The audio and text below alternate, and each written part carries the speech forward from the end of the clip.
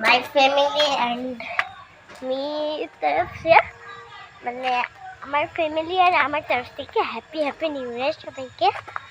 আর কালকে লেগেছে 12টার সময়, তা আমরা কিছু করতে পারিনি। আর আমি 12টা অবধি জায়গাও থাকতে ভুলে গেছিলাম। আর এর জন্য আমার অনেক আফসোস। আমি সকাল উঠেছি 4টার সময় উঠতে, আর আমার আজকে শুরু হয়েছিল 4 থেকে।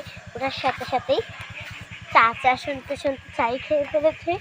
ব্রাশ করে রগলাপ চাই খেয়ে ফেলেছিলাম। আর এটা আমার ভালো না হচ্ছে না।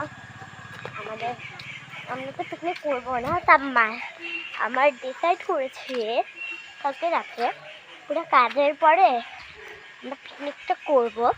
তাই এটা আফসোস থাকবে আমার সাথে আমার জেঠু থাকবে না। এটা আমার প্রচুর মনে আফসোস।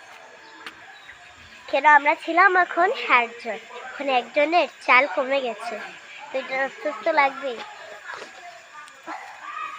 আমি আজকে সকাল থেকেই পুকুর পাড়ে বসে ভগবানের সাথে কথা বলছি, আমার জেঠুর সাথে কথা বলছি। আমি যেখানে আমার জেঠুকে খাওয়া দেয় করে আমি ওখানে গিয়েও জেঠুর সাথে কথা বলছিলাম। জেঠু তো আমাদের একজনের মেম্বার, এখন ইনি থাকবে না তো আমার সাথে কে থাকবে? আগে আমি লাগতাম, হালকা হালকা করতাম, এখন আমি এটা কার সাথে করবো? নেই তো আমাদের মানুষ। অনেক আফসোস লাগছে।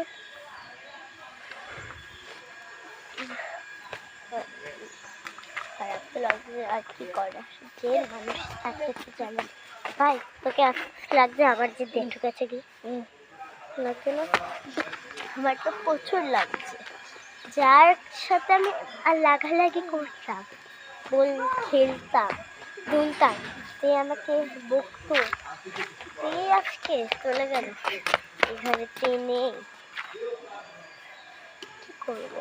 আজকে হয়েছে আমাদের ওষুধ শেষ, নাতি আসবে আর ভতক আসবে, এসে ওই সেটি করবে। তাই 4টার সময় উঠে গেছে, ওটাই সব এসে করে দিয়েছি, সব কম্বল ধুয়ে দিয়েছে। আর আমি অনেক ঠান্ডার মধ্যে আমি এত বেঁচেছি আমি ঠেলা মারছি বেঁচেছি। মানে আমি এরকম উঠেছি যে আমি উঠি 4টার সময়, সব সময় উঠি হঠাৎ, তাও হঠাৎ দেরিতে উঠে যাই। আর এটা আমরা প্রচুর আফসোস। আর ভগবান তুমি তো